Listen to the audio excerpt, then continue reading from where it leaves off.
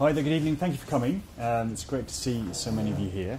I'm Tom. I'm the founder and CEO of On Purpose. Social enterprise is really exciting, and you probably know, as you wouldn't be here, that there's a huge amount of political attention, there's a huge amount of media attention.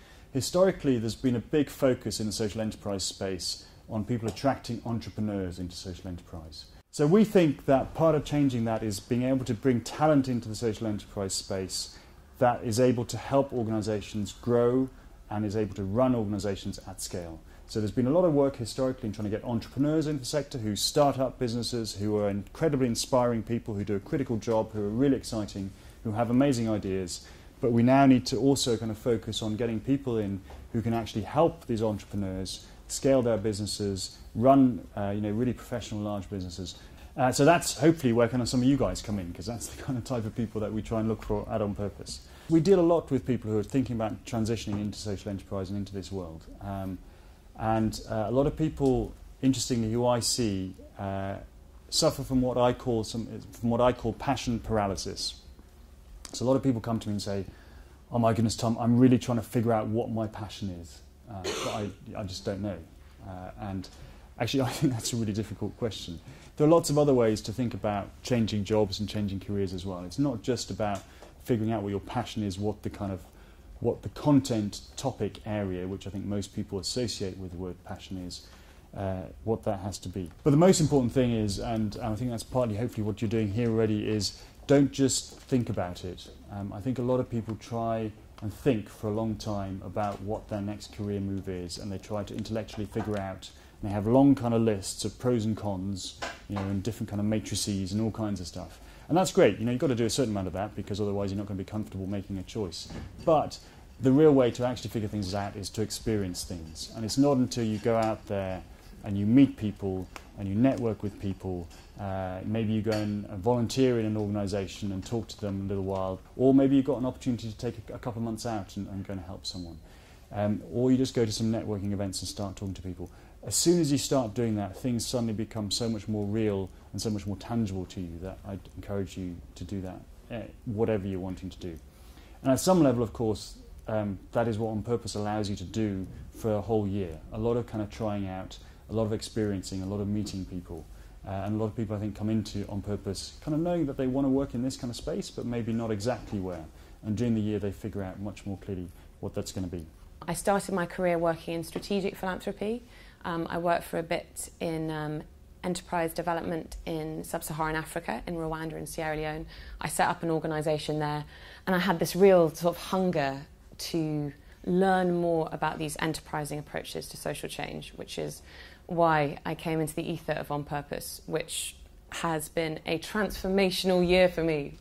What I should say about On Purpose is it cuts out the intelligent Googling, trying to find someone friendly looking, getting email bounce backs from info@godknowswhat.com, because the network is astonishing.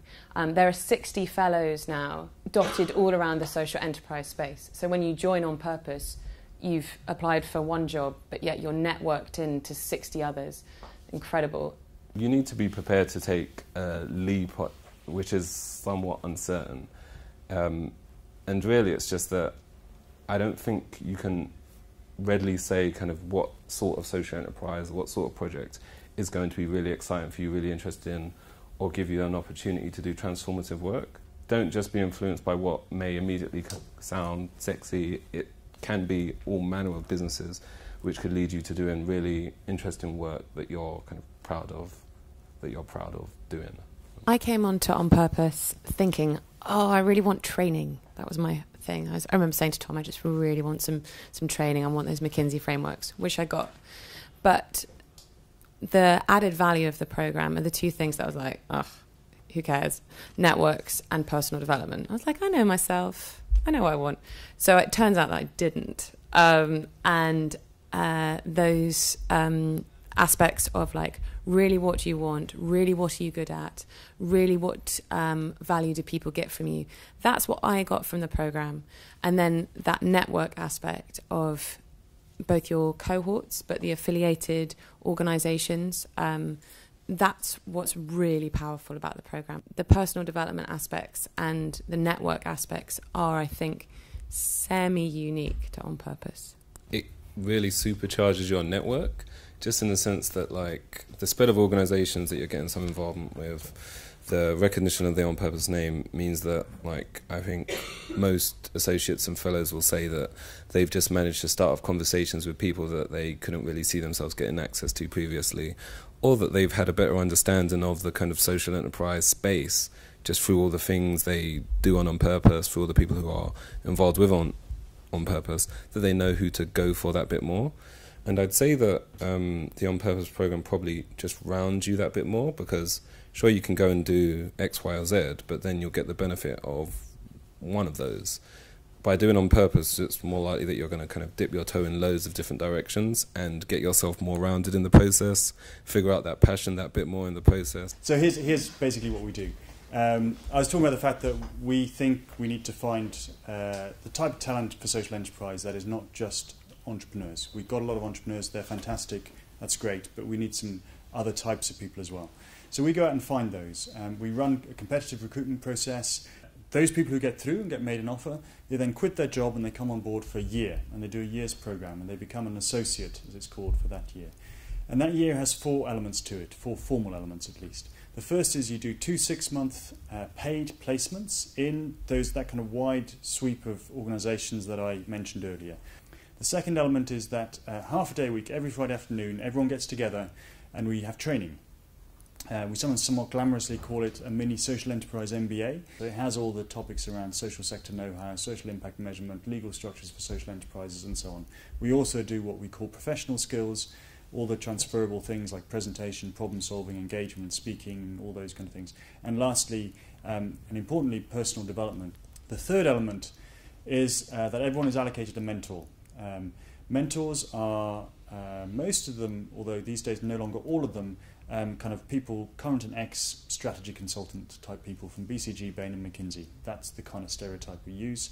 They are there to help you be as successful in your placement as you possibly can be. You usually meet with these people about once a fortnight. You bring them all your problems, you bring them your spreadsheet you're trying to run, the presentation to the board that you're trying to give, and they will sit down with you and they'll go through it and rip it to shreds and put it back together again, or whatever it might be. The fourth element is that each of you gets allocated an executive coach who you meet 4 times over the year. It's the kind of executive coaching that typically only fairly senior people in organisations get, and that's really there to make sure that you are taking the time to reflect, taking the time to learn, taking the time to think about what you're doing both during the programme and after the programme. The most important bit of the programme, though, is actually not one of those 4 formal elements, but the kind of community that we build through the peers that are with you on the programme, through the alumni that Sarah mentioned, and through all the other organisations, mentors, coaches, trainers that are involved. So that's a whistle-stop tour of what On Purpose actually is and what we do and how we do it. Beautiful, thank you very much. I can hear some corks popping and stuff like that. So we'll call it a day there. If you have other questions that you haven't managed to ask, do come and ask us. Thank you all so much for coming.